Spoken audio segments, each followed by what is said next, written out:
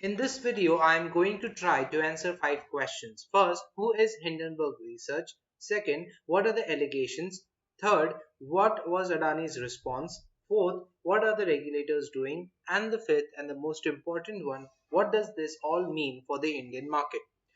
The first one, who is Hindenburg Research? It's an entity founded by Nate Anderson, which specializes in financial research, forensic financial research, and is focused on equity, credit, and derivative analysis. They have a track record of disclosing many accounting irregularities, undisclosed related party transactions, illegal, unethical business or financial reporting practices in many corporate entities. Now, the second, what are the allegations by Hindenburg? According to the report of the research, they have uncovered evidence of brazen accounting fraud, stock manipulation, money laundering at Adani taking place over the course of decades. According to the research, Adani has pulled off this gargantuan feat with the help of enablers in the government and a cottage industry of international companies that facilitate these activities. According to the report, the Adani business empire seemed to have been built on the import export scams, and numerous government investigations indicate that a key source of Adani's early cash flow stemmed from the misappropriation of taxpayers' funds, siphoning from listed companies and corruption. The report also raised a finger on the Indian securities regulator SEBI by saying that it seems it is more inclined to protect the perpetrators than to punish them. The report at different places states that the people whom they interviewed are saying that SEBI knew about all the violations and still is not doing anything. Instead, the people are filling their own pockets. According to the report, Adani has not satisfied SEBI's rule that require a minimum public shareholding of 25% to limit insider trading, stock manipulation, and undisclosed marginal lending. So, according to them, such a scheme could have a critical implication for any investor in Adani listed companies. If the Adani Group secretly controls significant amount of publicly traded stock without disclosure, then the resultant share price of Adani listed companies could be easily manipulated to meet the immediate needs of the Adani Group, such as to give the appearance of liquidity or to help raise money. According to the data obtained by Hindenburg, SEBI is still investigating foreign fund ties to Adani, but thus far nothing has actually happened and no action has been taken. According to Hindenburg, from a solvency perspective, multiple listed entities in the Adani Group are highly leveraged relative to industry averages, and four of these seven entities have negative cash flow, which indicates that this situation is worsening. They believe it could take only one serious liquidity event at a single entity to trigger a negative cascade of events at other group entities, which could affect the entire Adani Group. According to the report, the Adani Group has repeatedly faced allegations of corruption, money laundering, and theft of taxpayers' funds, totaling of an estimate around $17 billion. And despite what appears to be extensive evidence of wrongdoing, including documents, witnesses, and bank records, relevant investigations were eventually stonewalled or delayed by various arms of Indian government. According to the multi-year research of Hindenburg, they state that they have uncovered a pattern whereby capital is moved from offshore entities to private Indian companies with the Adani empire, often through undisclosed related party transactions in apparent violation of the law, then transferred from there to the listed company. At that point, capital can be used to engineer Adani's accounting, whether by bolstering its reported profit or cash flow or cushioning its capital balances in order to make listed entities appear more solvent or credit worthy. If needed elsewhere, it can be siphoned back out again through a similar maze of related party deals. Essentially, it seems capital is simply moved where needed, a perpetual juggling act propping up the empire through both stock parking and direct capital infusions. The report says that the trading pattern suggests that the stock parking entities and the suspicious offshore entities may have artificially inflated the volume or price or both of some Adani listed companies such as the stock parking entities accounted for 30%, 2%, and 8% of the delivered volume in the Adani transmission for each of 2018, 2019, and 2020. And it has also been observed in many other Adani stocks. In quarter 2 2019, several of the suspected stock parking entities purchased just enough stock in the Adani Green Energy to avoid a violation of minimum public shareholding rules, which could have resulted in delisting. According to the report, Adani's have been included in many of its own stock manipulation cases with Ketan Parekh, who has been banned from markets for 14 years for rigging the price of at least 10 stocks, including Adani Exports from 1999 to 2001. Suspicious money in the Adani Group has funded some of its listed companies with massive amount of money from shell entities. Vinod Adani, Gautam's brother, run an intricate network of offshore entities that extensively deal with the Adani Group. He has a history of fraud allegations from regulators involving his dealings with Adani companies. Vinod Adani currently runs a massive group of offshore shell entities that regularly and surreptitiously transact with Adani. The research indicate that Vinod Adani, along with close associates, has set up at least 38 Mauritius shell entities.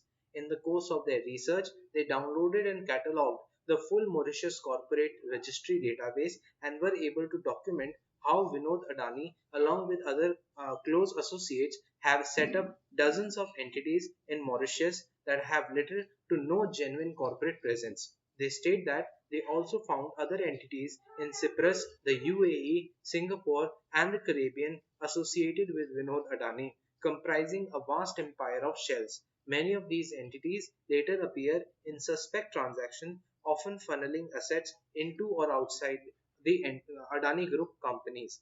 Adani's key seven listed companies have a total of 578 subsidiaries, some of which are incorporated in notoriously opaque jurisdiction, including Mauritius, Panama, UAE, according to the annual reports of the conglomerate.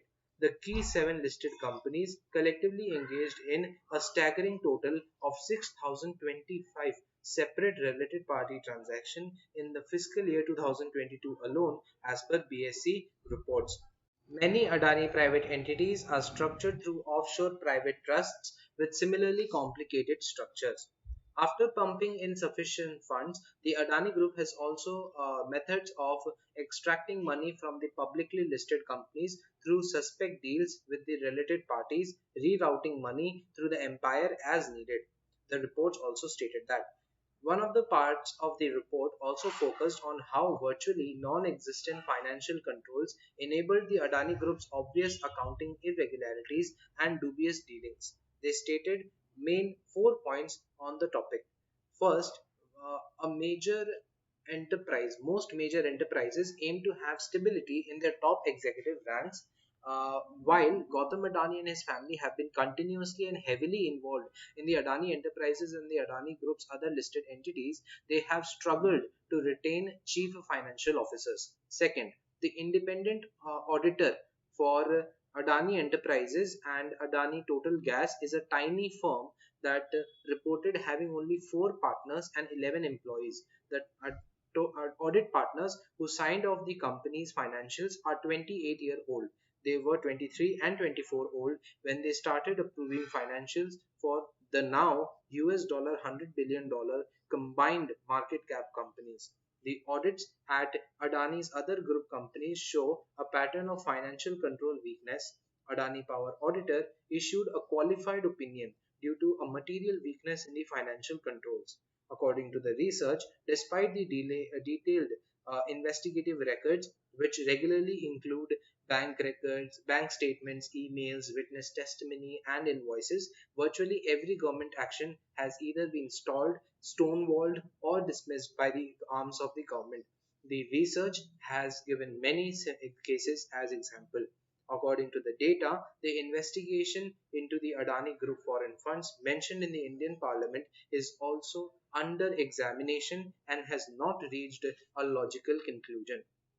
According to Hindenburg, there is a vacuum of sell side and broker research coverage for stocks like Adani Enterprises, Adani Green, Adani Transmission, and Adani Green Energy. They believe this is by choice and not by limitation. Except for Adani Ports, the other listed Adani companies are severely underfollowed relative to peers of similar market capitalization. Not a single domestic active mutual fund manager is willing to own multiple key Adani stocks in significant size.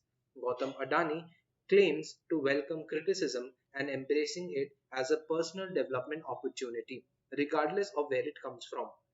But according to the report, despite his claims, Adani Group has a long track record of strong arming critics into silence through expensive and drawn out litigations, whether it be YouTubers, journalists, or simply people tweeting in protest. In late 2020, Adani Group wrote a letter to a law minister urging the government to investigate planned negative tweets about environmental issues relating to Adani Group's Australian coal project. Adani Group called the social media protest and I quote this, a planned attempt to malign the reputation of the prominent business houses through fake news on Twitter, urging several Twitterati to participate in a Twitter storm to systematically wreak havoc. While concluding the report, Hindenburg says that a system is broken when corporate behemoths like Adani Group seem able to run an intricate fraud in broad daylight and when ordinary citizens are terrified to speak out against those who use their power and wealth to suppress criticism and hope that this report marks the beginning of a change. The research has attached several appendices as well and has asked Gautam Adani and its group to answer 88 questions that are published along with the report if he is open to criticism and embrace the transparency. Now, the third question, what was Adani's response? The Adani Group released a statement. The statement was signed by the legal head of the Adani Group, Jatin Jalundwala, and I am quoting this statement. The maliciously mischievous, unresearched report published by Hindenburg Research on 24th of Jan 2023 has adversely affected the Adani Group, our shareholders and investors. The volatility in the Indian stock market created by the report is of great concern and has led to unwanted anguish for Indian citizens. Clearly, the report and its unsubstantiated contents were designed to have a deleterious effect on the share values of Adani Group companies as Hindenburg Research, by their own admission, is positioned to benefit from a slide in the Adani shares as they have told that they have taken a short position in the Adani Group companies through US traded bonds and non-Indian traded derivatives along with other non-Indian traded reference securities. We are deeply disturbed by this intentional and reckless attempt by a foreign entity to mislead the investor community and the general public, undermine the goodwill and the reputation of the Adani Group and its leaders, and sabotage the FPO from the Adani enterprises. We are evaluating the relevant provisions under the US and the Indian laws for remedial and punitive action against Hindenburg Research. In response to this threat, the Hindenburg Research has published its own statement, and again I'm quoting this statement.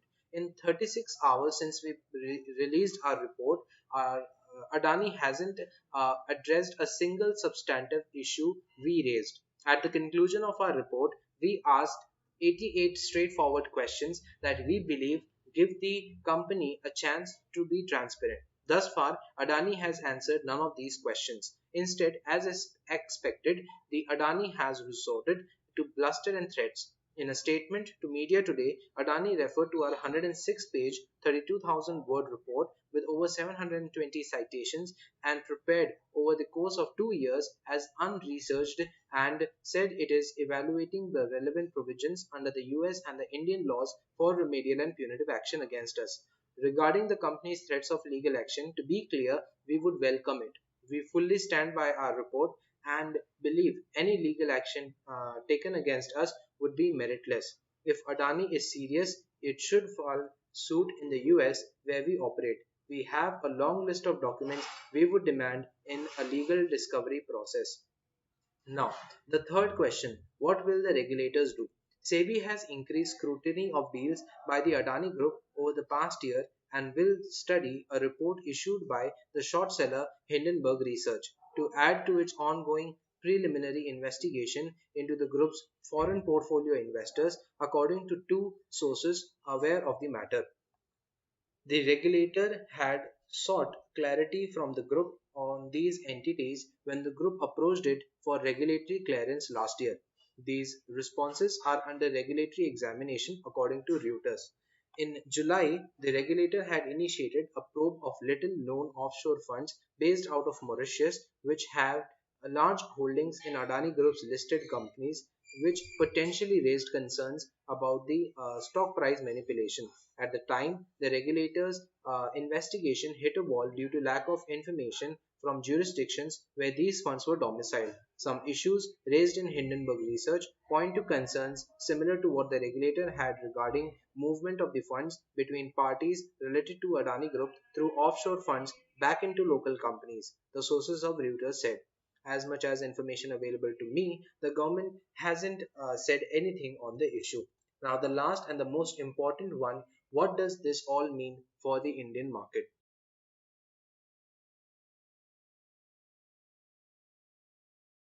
In 2 days, Adani Group firms have lost around 4 lakh crores from their market valuation. Banking counters and LIC has also faced heavy drubbing amid concerns over their exposure to the Adani Group firms. According to Economic Times, the SBI's top executive has said that its exposure to the Adani Group is well below the central bank's large exposure framework and is secured by cash generating assets equipped with adequate escrow mechanisms that guarantee on time debt servicing. If the fall continues in the market, then it could be a buying opportunity for investors because if Adani Group shares fall, then it will take down the whole market because in market there are not only rational but also irrational traders and investors. And as my teacher told, we don't know how much time it would take for the market to recover from this scam if it gets proven. But definitely, it could be an opportunity to go for shopping on the good stocks, index funds, and ETFs. At last, I will say that hang tight and don't be an irrational investor or a trader. Just because everyone is selling a stock, it doesn't mean that you have to sell it as well. As long as you believe that the company you invested in is a good bet and fundamentally strong and most importantly ethical. At last, I would like to say that I have spoken on the basis of the data that was available to me and I am attaching all the sources of my content of this video in the description. Thank you for listening to the video.